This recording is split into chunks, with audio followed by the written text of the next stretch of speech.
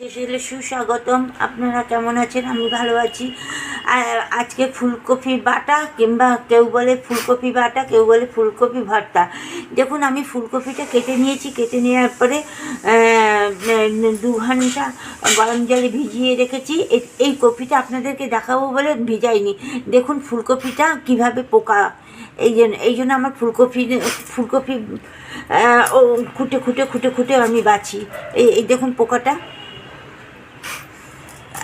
এই ফুলকপিটা এরকম গ্রেট করে মিক্সিতে কিংবা পাতায়, শিলপাটায় বেটে নেবেন। এরকম করে গ্রেট করে নেবেন। এই গ্রেটারেও করতে পারেন, এরকম স্লাইজার থাকলে এই স্লাইজার দিয়ে করতে পারেন। আমার কাছে আছে বলে আমি গ্রেট করলাম না। এরকম করে নেবেন। গরম হয়ে গেছে। কড়াইতে আমি কতগুলো কাঁচা বাদাম, এটা আমরা চিনি বাদাম বলি, এই বাদাম, শুকনো লঙ্কা, আদা একটু ভেজে নেব।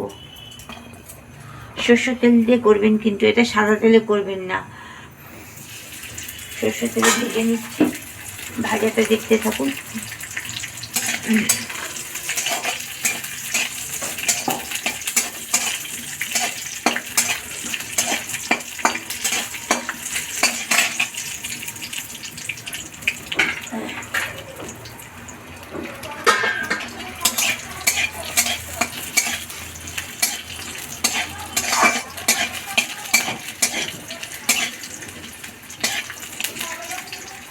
মধ্যে না লাগে জিরের গুঁড়ো, না লাগে কোনো কিচ্ছু, ধনের গুঁড়ো কোনো কিচ্ছু লাগে না।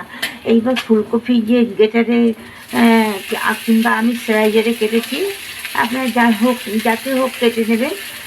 কেটে নিয়ে ফুলকপিটা একটু নেড়ে মিক্সিতে বেটে নেব। আপনারা শিল বাটাতেও বাটতে পারেন।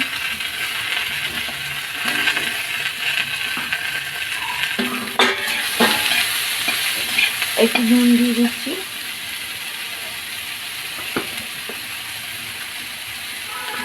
একটু নুন,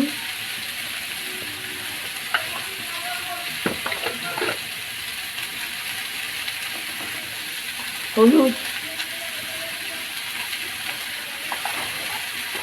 আপনারা কিন্তু ফুলকপিটা সিদ্ধ করবেন না। সিদ্ধ করলে কিন্তু টেস্টটা নষ্ট হয়ে যায়।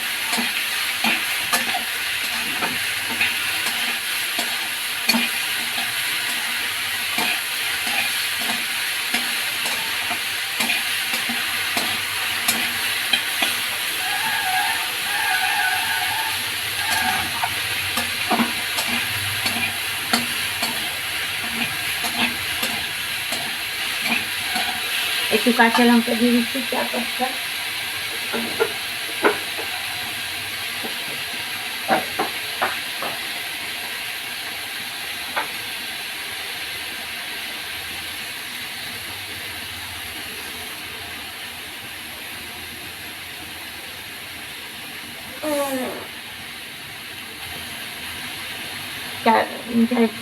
তিনটে লঙ্কা দিয়ে দিলাম। আগে শুকনো লঙ্কা দেওয়া আছে বলে বেশি দিলাম না। আপনারা যারা ঝাল বুঝে খাবেন।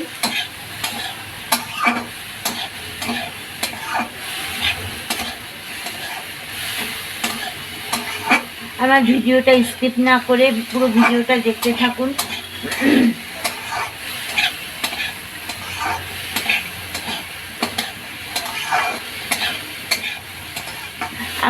আপনারা একটু কমেন্টে জানাবেন, তাহলে আমি প্রেরণা পাই। একটা লাইক, একটা সাবস্ক্রাইব করে দেবেন। আমার যারা নতুন বন্ধু আছে তারা একটু সাবস্ক্রাইব করে পাশে বেল আইকনটা প্রেস করে দেবেন, না হলে পরবর্তী ভিডিওগুলো দেখতে পাবেন না। এবার ঠান্ডা করে নেব। একটা থালায় ছড়িয়ে রাখবেন, তাড়াতাড়ি ঠান্ডা হয়ে যাবে।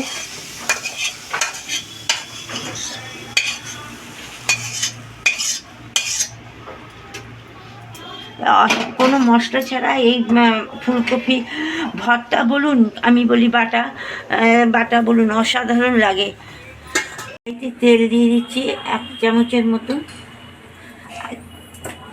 বেশি তেল দেবো না। আগে কপিতে তেল দিয়ে কপিটা ভেজেছি।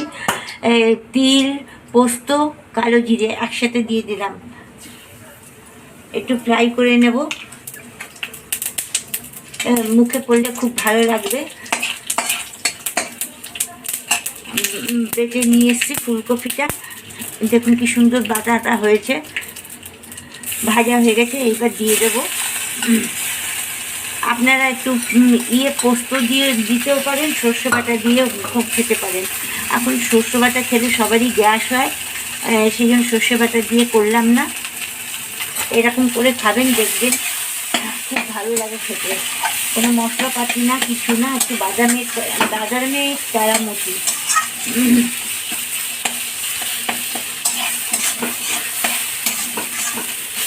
আমার ভিডিওটা দেখলে আপনারা হয়তো বুঝতে পারবেন আমি কত অল্প তেল মশলায় রান্না করি। ঘি, গরম মশলা খুব কম ব্যবহার করি। কাজু বাদাম, ঘি, গরম মশলা এগুলো খুব কম ব্যবহার করি। আর এই ফুলকপি এই ভর্তা বলুন, বাটা বলুন, যাই বলুন, এতে কিন্তু কাজু বাদাম দেবেন না। এতে যত নাড়তেই থাকবে না। আটা মাখা দইয়ের মতো রুটি মাখেন আটা, ওই রকম হবে। দেখুন ছেড়িয়ে ছেড়িয়ে রয়েছে, এখনো হয়নি। একটু সামান্য মিষ্টি দিয়ে দেবো। বাদামটা কিন্তু মিষ্টি, একটু সামান্য দেবেন। আমার ফুলকপি বাটাটা হয়ে গেছে, বাটা কিংবা ভর্তা। একটু ধনেপাতা, নামানোর আগে একটু ধনেপাতা দেবেন।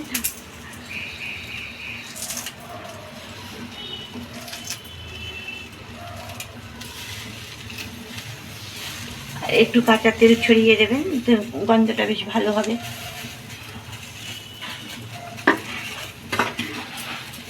কেউ বুঝতেই পারবে না আপনার ফুলকপি। যারা ফুলকপি খায় না তাদেরকে আপনারা এইভাবে রান্না করে দেবেন। সেদিন আমার ফুলকপি ভর্তা হয়ে গেছে। আপনারা কিন্তু যেদিন এই রান্নাটা করবেন, ফুলকপি ভর্তা কিংবা মাখা বাটা, সেদিন একটু চাল বেশি নেবেন। আর এটা আপনারা বলবেন না বাড়ির লোকদেরকে ফুলকপি খাওয়াচ্ছেন। যে ফুলকপি খায় না সে পর্যন্ত খেয়ে নেবে এই রান্নাটা। দেখুন আমার হয়ে গেছে, আটা মাখা দইয়ের মতন হয়ে গেছে। দেখুন, টাটা, বাই বাই। নেক্সট ভিডিওতে দেখা হবে। ভালো থাকবেন, সুস্থ থাকবেন।